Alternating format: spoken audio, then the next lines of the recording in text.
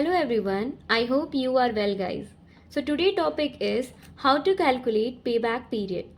हमने last video में पढ़ा था how to calculate present value. आज हम पढ़ेंगे how to calculate payback period. So payback period हम find out करते हैं payback method से. So payback method is a part of capital budgeting technique. So what about the capital budgeting? So capital budgeting is technique of making long-term investment decision. That means long-term investment decision लेने के लिए जिस technique का हम use करते हैं उस technique को हम बोलते हैं कैपिटल बजटिंग. ओके, इस पे क्वेश्चन करेंगे. So the question is, Mr. X is an investment of rupees 1,36,000 is expected to give return as follows. Year 1 is 30,000, year 2 is 40,000, year 3 is 60,000 and year 4 is 30,000 and year 5 is 20,000. So calculate payback period. Okay? So payback period होता क्या है? Actually यहाँ पे जो Mr. X 1,36,000 का investment कर रहे हैं तो वो इन्वेस्टमेंट किस ईयर में रिकवर हो जाएगा. दैट मीन्स वो किस ईयर में उनका इन्वेस्टमेंट कवर हो जाएगा, पूरा हो जाएगा. तो हमें इसी पे बैक पीरियड को फाइंड आउट करना है. तो जिस ईयर में उनका इन्वेस्टमेंट पूरा हो जाएगा उसी ईयर को हम बोलते हैं पे बैक पीरियड. ओके, सो इस क्वेश्चन को सॉल्व करने के लिए हमें जो फर्स्ट स्टेप करना है, हमें एक चार्ट ड्रॉ करनी है. इस चार्ट में हमें 3 कॉलम्स ड्रॉ करनी है. 3 कॉलम में फर्स्ट कॉलम होगा ईयर का, सेकंड कॉलम होगा कैश फ्लो का, थर्ड कॉलम होगा क्यूमुलेटिव कैश फ्लो का. ओके, आपको समझ में आ जाएगा. ईयर में हमारे पास 1 2 3 4 5 ईयर्स का है. 5 ईयर्स का हमने कैश फ्लो लिख लिया है. 30,000, 40,000, 60,000, 30,000 and 20,000. Okay, cumulative cash flow निकालने का इज वेरी इजी मैथड कि आपको जो फर्स्ट ईयर का कैश फ्लो है उसको एज इट इज लिख लेना है. नेक्स्ट ईयर का क्यूमुलेटिव फाइंड आउट करने के लिए इस 30,000 में इस 40,000 को ऐड कर देना है. सो ये साइन इसी का बना हुआ है कि आपको इस 30,000 में इस 40,000 को ऐड कर देना है. नेक्स्ट आपको सेम एज इट इज वही काम करना है कि 70,000 में 60,000 को ऐड कर देना है तो आपका 1,30,000 हो जाएगा. फिर इस वैल्यू में आपको नेक्स्ट 30,000 ऐड कर देना है तो 1,60,000 हो जाएगा. फिर इस 1,60,000 में इस 20,000 को ऐड कर देना है तो 1,80,000 हो जाएगा. आपको समझ में आ गया होगा कि क्यूमुलेटिव कैश फ्लो हम कैसे फाइंड आउट करेंगे. जैसे कि बहुत इजी है कि आपको सेम एज इट इज पहली वैल्यू वैसी ही रखनी है, लेकिन जब आप सेकेंड वैल्यू फाइंड आउट करोगे तो आपको इस 30,000 में, मतलब इस पहली वाली वैल्यू में कैश फ्लो की दूसरी वैल्यू ऐड कर देनी है, जिससे आपका नेक्स्ट वैल्यू फाइंड आउट हो जाएगा. और इसी स्टेप को आपको बार बार करना है इस फाइनल वैल्यू तक. ओके, सो हम पे बैक के लिए जो फॉर्मूला अप्लाई करेंगे वो फॉर्मूला होगा PB, that means pay back period, is equal to amount required to equalize the investment upon amount receive during the period. Okay, amount required to equalize the investment का मतलब है कि किस year उनका amount recover हो जाएगा. Okay, और amount receive during the period, that means उन कंटिन्यूअस जो पीरियड में उन्हें कितनी अमाउंट रिसीव हो रही है. ओके, सो इसका एक अल्टरनेटिव फॉर्मूला है PB, that means pay back period, initial investment minus cumulative cash flow upon cash flow. यहाँ पे क्यूमुलेटिव कैश फ्लो और कैश फ्लो थोड़ा सा समझने में डिफिकल्ट होगा, बट मैं जब आपको ये क्वेश्चन कराऊंगी तो इजी समझ में आ जाएगा, कोई डिफिकल्ट नहीं है. क्यूमुलेटिव कैश फ्लो की वैल्यू यहाँ पे पुट करनी है और यहाँ पे कैश फ्लो की वैल्यू पुट करनी है. बस आपको ये ध्यान रखना है कि किस क्यूमुलेटिव कैश फ्लो की वैल्यू पुट करनी है और यहाँ पे कौन सी कैश फ्लो की वैल्यू पुट करनी है. ओके, सो यहाँ पे आपका इनिशियल इन्वेस्टमेंट हो रहा है इस क्वेश्चन में 1,36,000, जो कि इस क्वेश्चन में पहले से गिवन है. 1,36,000 मिस्टर एक्स इन्वेस्टमेंट कर रहे हैं, तो ये जो इनका इन्वेस्टमेंट है यही इनका इनिशियल इन्वेस्टमेंट है. तो सोचो कि इनका जो इनिशियल इन्वेस्टमेंट है 1,36,000 में वो किस ईयर में रिकवर हो रहा है, मतलब किस ईयर में इनका इन्वेस्टमेंट पूरा हो जा रहा है.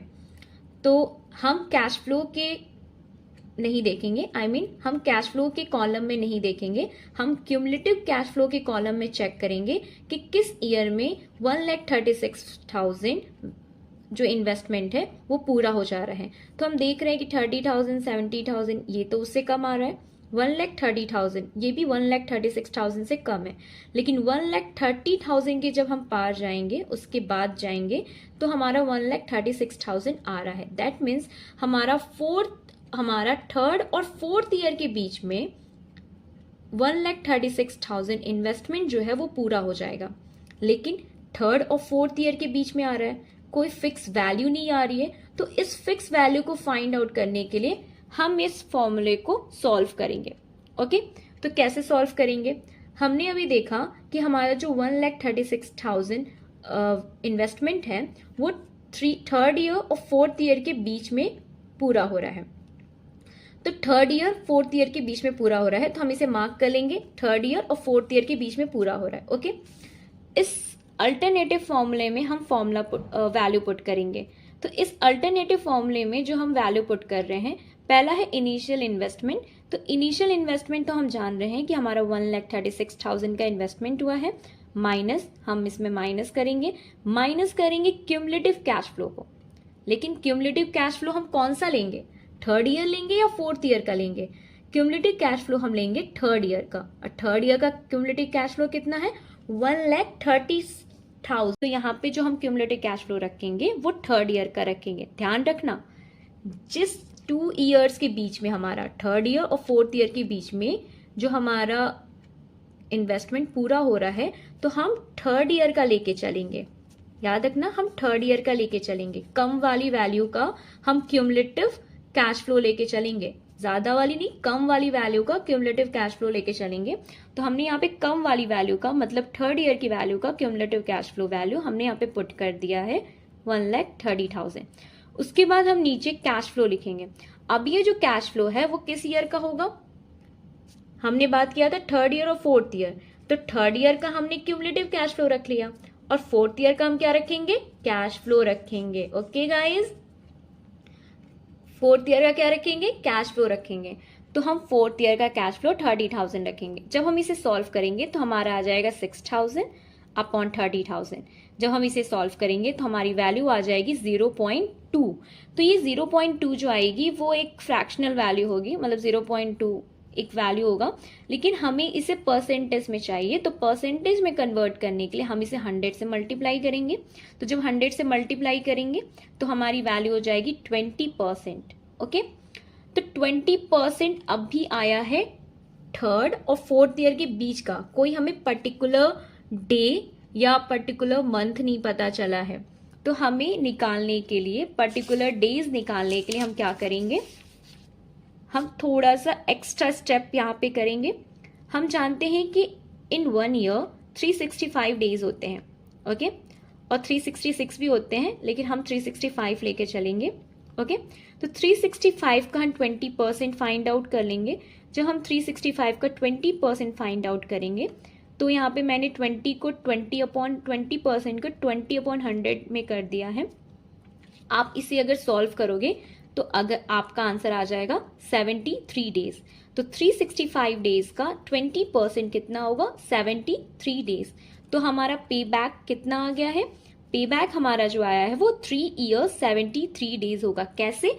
जैसे हमने यहाँ पे बात की थी कि हमारा जो इन्वेस्टमेंट थर्ड ईयर और फोर्थ ईयर के बीच में रिकवर हो रहा है, दैट मीन्स वो थर्ड ईयर को क्रॉस कर रहा है, लेकिन थर्ड ईयर को क्रॉस कर रहा है, लेकिन थर्ड ईयर के बाद कितने मंथ्स में और कितने डेज में वो कवर कर रहा है वो हमें फाइंड आउट करना था। तो थर्ड ईयर तो हमारा फिक्स है, मतलब 3 ईयर तो फिक्स है, पर 3 ईयर के बाद कितने दिन लगेंगे या कितने मंथ्स लगेंगे वो हमें निकालना था। तो वो हमने निकाल लिया कि 3 ईयर्स 73 डेज में हमारा जो इन्वेस्टमेंट है वो पूरा हो।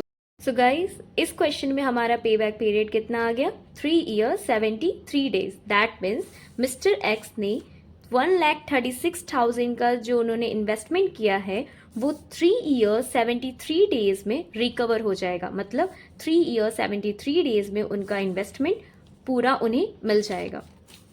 तो हमने पे बैक पीरियड फाइंड आउट कर लिया है। पे बैक पीरियड हमारा जैसे कि मैंने पहले बताया 3 ईयर 73 डेज आया है। अब हम नेक्स्ट वीडियो में पढ़ेंगे ARR। ARR that means average rate of return. ये भी एक कैपिटल बजटिंग टेक्निक है। सो इसकी वीडियो हम नेक्स्ट क्लास में देखेंगे।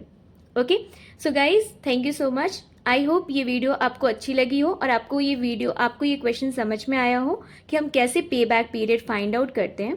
अगर आपको ये वीडियो अच्छी लगे हो और क्वेश्चन समझ में आया हो तो प्लीज़ इस वीडियो को लाइक करें, सब्सक्राइब करें, इवन दूसरों को शेयर करें, उनके भी डाउट्स प्रॉब्लम सॉल्व हो। So thank you so much guys, bye bye.